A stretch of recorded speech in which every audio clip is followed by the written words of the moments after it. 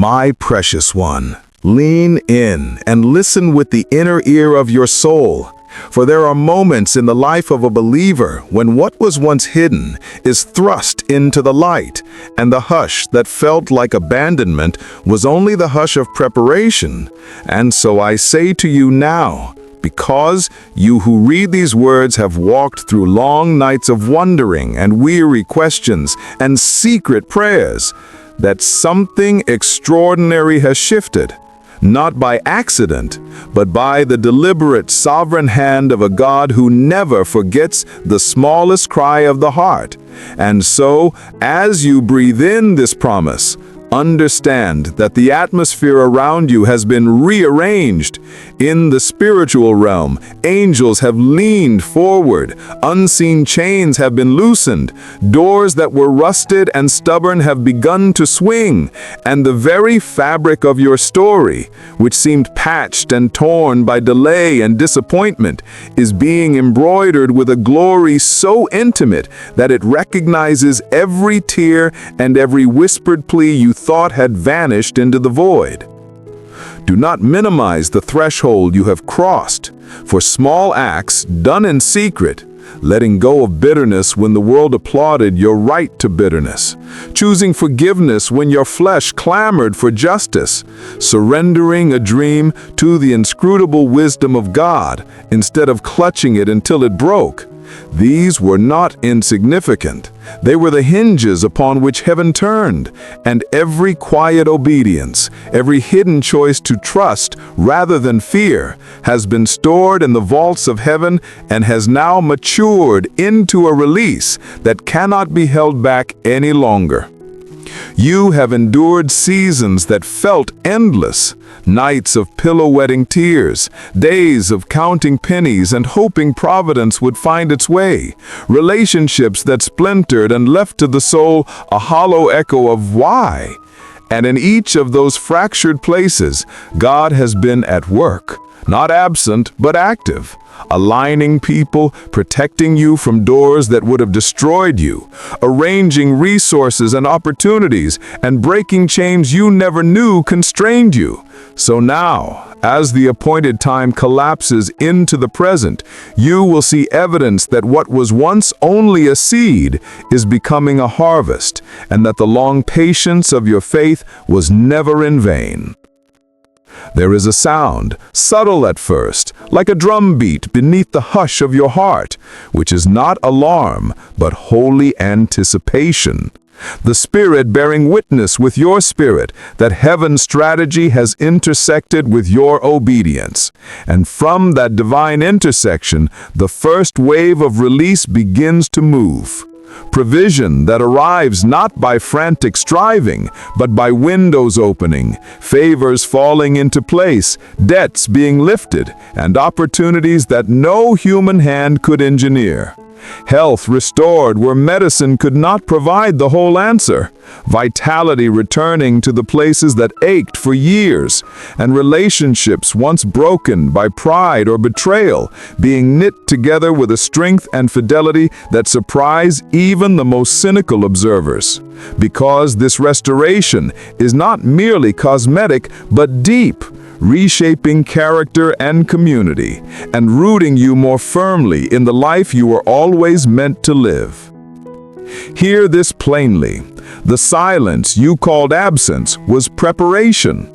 The delays were discipline and protection, and the nights you thought were wasted were the very nights God used to train your capacity to carry the blessing. For blessing without stewardship is a crushing weight, and so God waited until you were ready, not simply to receive, but to steward, to remain humble in honor, faithful in abundance, and generous in advantage. Therefore, do not rush to announce what is being formed. Do not parade the tender shoots of your favor before they are strong enough to withstand the harvest season, but rather keep a sacred reticence like Mary, who treasured prophecies in her heart, because wisdom knows the time to speak and the time to stay silent. You must understand, beloved, that what is being released will not be a trickle but flood. answers to prayers you had almost forgotten, multiplied restoration rather than mere recompense, miracles that bear the signature of heaven so clearly that even your critics will be silenced, and the doubters' murmurs will turn to astonished confession. For when God moves in a manner that cannot be explained by human logic, the testimony stands as evidence, and your life will become a living sermon, not by design of pride, but by the magnetism of a grace that draws people to the source of your change. And yet, this promise is also a call to carefulness, because divine blessings are sacred trusts that require guarding, and the enemy will seek to trade your amazement for distraction, your worship for spectacle, or your stewardship for squander. So protect what has been given, by humility, by prayerful counsel, by the discipline of silence until the appointed time, and by refusing to let the applause of others dictate your next step. Keep your heart aligned to the giver rather than the gift. For when your affection rests on the giver, you will steward the gift wisely. But when your affection rests on the gift, you are tempted to idolize that which was never meant to be your master. Remember all the nights, the loneliness that wrapped around you like a cloak, the wounds inflicted by voices you trusted, the betrayals that made you shrink back from people. God saw all of it. None of those wounds were wasted.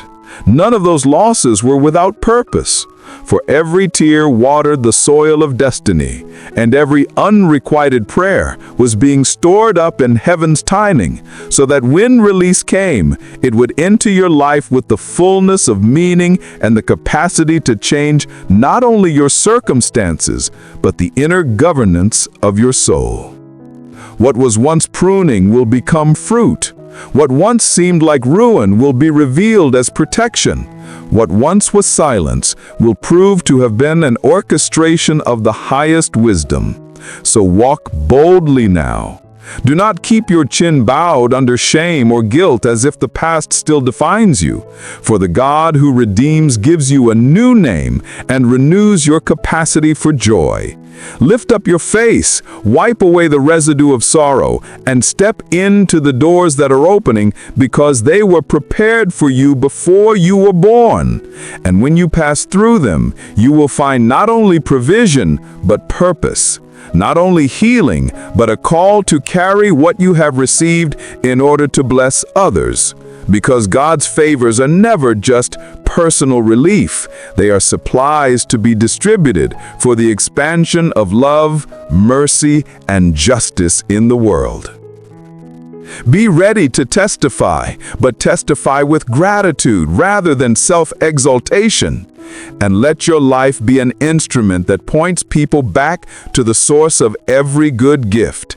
Because when the world sees the hand of God in you, they will not only marvel, but some will be compelled to seek the same mercy you received, which is the amplifier of the kingdom. Your testimony will multiply faith in others, and the overflow of your blessing will be the very mechanism by which more souls are drawn into the life of God.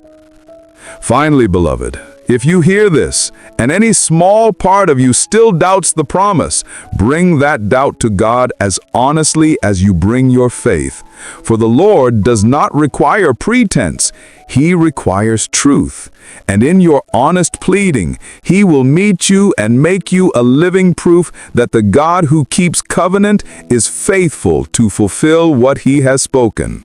And so, type Amen in the silence of your heart as a seal of trust, and then step forward with patience and boldness, knowing that the heavens have been set in motion on your behalf, that nothing can frustrate what God has decreed, and that the season of waiting has finally bowed to the season of release. And from this moment onward, your life will not simply continue, it will be transformed. And so, child of destiny, I tell you that the moment which you are standing in right now is not a random interruption of your life, but the divine unfolding of a plan that was inscribed long before your birth. A plan that God watched over through every detour, every heartbreak, every night of wrestling with questions that felt heavier than your faith. For while you thought you were stumbling in circles, in reality, you were being led by an unseen hand into alignment with a timing so exact that it could not have been orchestrated by human design. And so when you look back, you will not only see scars, but patterns, not only wounds, but wisdom. Because even the most painful experiences were quietly bending you toward a purpose that is now rising like the sun after a night that seemed endless. This is why you must not despise your scars. For scars are not signs of failure, but evidence of survival. And in the kingdom of heaven, survival is never the final word, because God does not rescue you only to leave you. He rescues to restore, and He restores to send, and He sends to multiply. So every scar is a testimony, every wound a classroom, every tear a seed, and what once seemed like an endless waiting has matured into a readiness, because God was not punishing you with silence, but strengthening you in the silence, so that when the voice of heaven finally broke through the stillness, you would have ears that could hear and a heart that could carry the weight of what is being entrusted to you now. And yes, beloved, the weight is real, for blessing is not feather light, but carries responsibility. It calls you higher than convenience and deeper than comfort, because to hold what God has released is to steward influence, and influence attracts both admiration and opposition. So you must gird your spirit with humility, not letting your heart inflate with pride when men applaud, nor shrink with fear when men resist, because your life is now a signpost pointing beyond yourself. And to walk as a signpost is to endure misunderstanding. But it is also to walk in power, for the one who called you will keep you, the one who blessed you will shield you, and the one who opened the door will sustain you long after the noise of celebration fades into the ordinary rhythm of days. But let me tell you this also, your ordinary will no longer be ordinary. For when God breathes on a life, the mundane becomes miraculous, and the small becomes significant. So even in the daily details, the way you speak to a neighbor, the way you handle money, the way you forgive small offenses, everything will carry the fragrance of heaven, and you will sense it, that your very presence has shifted from merely existing to radiating, from merely surviving to influencing, because the spirit within you is alive with fire, and wherever you walk, the atmosphere bends. Peace enters troubled rooms, hope awakens in despairing hearts, and light pushes back the shadows, not because of your strength, but because the release that has come upon you is no longer confined to you, it is overflowing through you. And so, do not be surprised when opportunities come suddenly, when doors open swiftly, when people you once longed to notice you suddenly seek your counsel. Because this is what release does. It accelerates, it magnifies, it rearranges. And while the pace may feel overwhelming, you must remember that the same God who opened the door is the God who strengthens your legs to walk through it. The same God who entrusted you with blessing will equip you with wisdom to manage it. And the same God who called you to this moment will not abandon you in the middle of it, because His faithfulness is not seasonal, but eternal. And His care for you is not shallow, but unsearchably deep. Therefore, walk boldly, but also walk gently, and above all, walk gratefully. For gratitude is the oil that keeps the flame burning, and the antidote to pride's poison.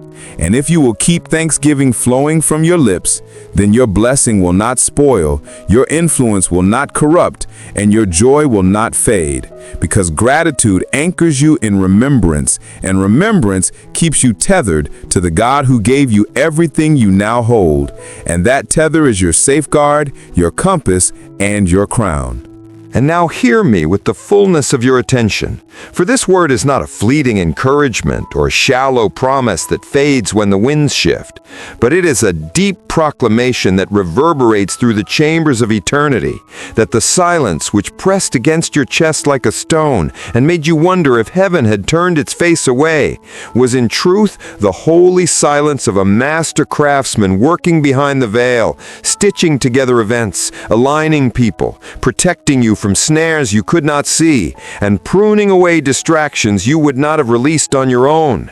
Because if you had entered this new season without the refining of that silence, you would have stumbled under the very blessing you longed for. Yet now, having endured, you are prepared, you are strengthened, you are humbled, and you are finally able to carry the weight of glory without letting it destroy the vessel.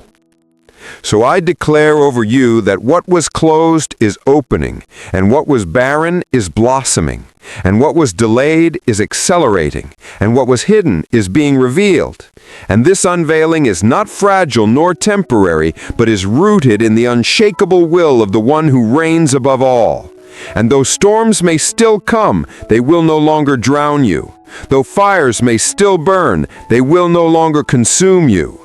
Though enemies may still rise, they will no longer prevail against you, for you are now walking not as one who pleads for favor, but as one who has been clothed with favor. And that distinction will change the very way the world receives you, for heaven has placed its mark upon you, and no man, no demon, no circumstance can erase what God has stamped. And I tell you this too, you will begin to see signs, not vague coincidences, but undeniable confirmations, for the Spirit will whisper in your heart, and then events will unfold that echo that whisper. Strangers will affirm what you prayed in secret. Unexpected resources will arrive at the very moment you need them, and relationships that were strained will be restored with a tenderness that no human negotiation could have produced. And in each of these confirmations, you will know that you are not imagining it. You are not deceiving yourself, but that the silence has truly broken, and the voice of heaven is guiding your steps into green pastures, into still waters, into the fulfillment of promises you once thought lost. Yet I must remind you that blessing is not the final destination, because God does not release favor merely to make you comfortable, but to make you impactful. And so you must ask yourself not only how will I enjoy this gift, but how will I steward it? How will I share it? How will I multiply it? How will I let this release flow through me to heal the broken, to feed the hungry, to comfort the weary, to lift up the fallen? For when blessing becomes a river instead of a reservoir, then it is sustained, then it multiplies, then it glorifies the one who gave it. And in that giving, you will find joy deeper than possession, because there is no higher fulfillment than to become a vessel of God's generosity. And perhaps you wonder even now, am I worthy? Am I ready? Will I fail again? But I tell you, worthiness was never the currency, for grace is the currency. And readiness was never the perfection of your performance, but the posture of your surrender. And failure will never define the end of your story so long as you keep turning your face toward the one who called you. For even stumbling feet can carry glory when the heart is aligned, and even trembling hands can hold blessing when the spirit is surrendered. So do not let fear rob you of this moment. Do not let shame whisper lies into your ear. Do not let doubt darken the horizon, for the light has broken and the season has changed, and heaven itself is testifying that you finally did it. You endured, you believed, you kept going, and now you are stepping into a release that will rewrite your future. So let this be your anthem in the days ahead, that I will not shrink back, I will not boast in myself, I will not hide in fear, but I will walk humbly, I will give generously, I will live gratefully, and I will carry this blessing as a steward of heaven's abundance, knowing that every good gift flows down from above, from the Father of lights, who changes not, who forgets not, who abandons not, and whose silence is never empty, but always pregnant with the sound of coming glory. And when you rise tomorrow, let your first words be thanksgiving. And when you lie down at night, let your last thought be peace. And in between, let your life be a testimony that the God who breaks silence has broken it for you, that the God who releases favor has released it upon you, and that the God who completes every good work has begun and will finish this work in you, until the day when every promise finds its fulfillment, and every tear is wiped away, and every weary soul finds its rest.